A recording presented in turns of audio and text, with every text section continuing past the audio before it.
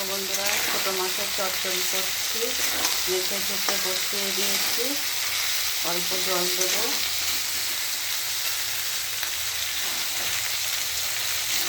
Tomato কুচি দিয়েছি, পেঁয়াজ,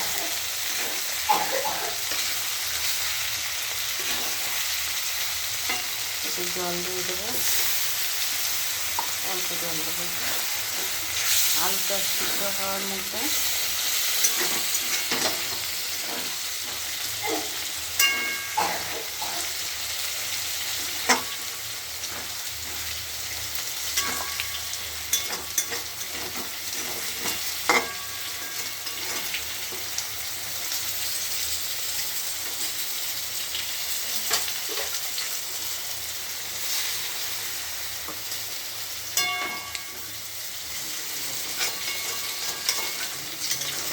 চিংড়ি মাছটা হবে, মাছটা হচ্ছে।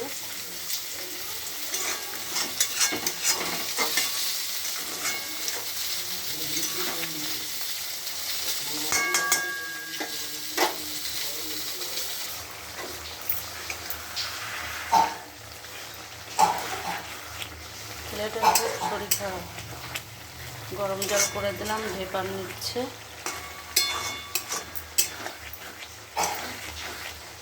আর এই ছোটো মাছ বাছতে করতে, পরিষ্কার করতে অর্ধেক টাইম চলে যায়। চিংড়ি মাছ কাটতে আছে, শুকনো শুকনো করবো, দারুণ হয়েছে। এতই ছোটো মাছগুলো দেখা যাচ্ছে না। হয়ে গেছে চচ্চড়ি, তেল গরম হয়ে গেছে, চিংড়ি মাছগুলো দিয়ে দেবো।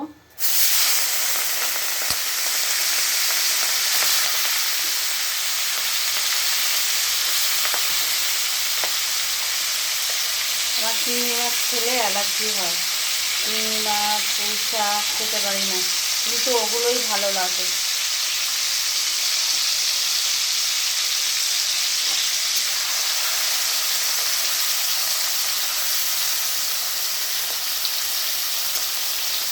ভালো করে ভেজে নিই।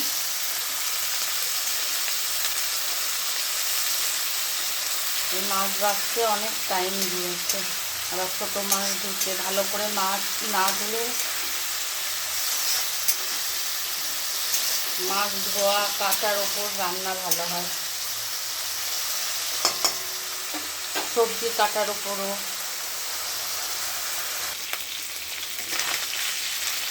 মেয়েটা মাছের মধ্যে চিংড়ি মাছটাই ভালো খায়।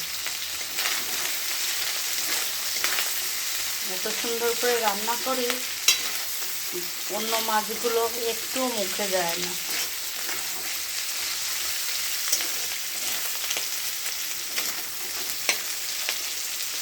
ভালো করে ভেজে নিতে হবে। মাছ ভাজা হয়ে গেছে, আর নামিয়ে ফেলবো। সুন্দর করে মাছটা ভেজে নিয়েছি, চিংড়ি মাছ নামিয়ে ফেলেছি, ভাজা হয়ে গেছে। ফোড়নে দিয়ে দিয়েছি জিরে ফোড়ন আর তেজপাতা, টমেটো আর পেঁয়াজ দিয়ে দেবো। তো হালকা ভেজে নেব। কাঁচা লঙ্কার বাটনাটা দিয়ে দিয়েছি, আদা জিরা, একটু রসুন পেস্টও ছিল।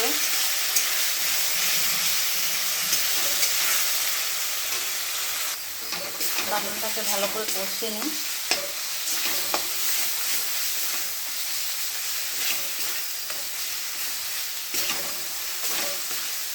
এবার আলুটা দিয়ে দেবো, আলুটা দিয়ে ভালো করে কষিয়ে নিই আর একটু।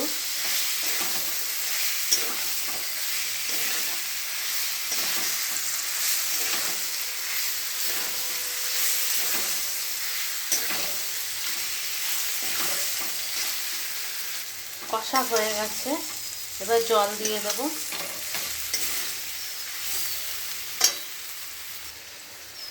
জল দিয়ে দিয়েছি।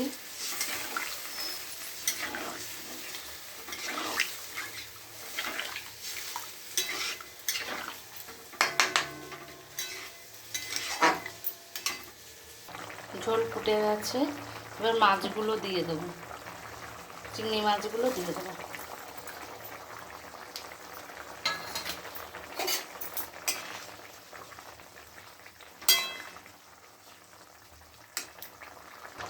হয়ে গেছে, এইটুকুনি ঝোল রেখেছি, ভাত দিয়ে মেখে খাবে তো। গরম মশলাটা দিয়ে দিই। হয়ে গেছে, এবার নামিয়ে ফেলবো। দারুণ হয়েছে, নামিয়ে ফেলেছি। এই পর্যন্তই থাকলো, সবাই ভালো থেকো।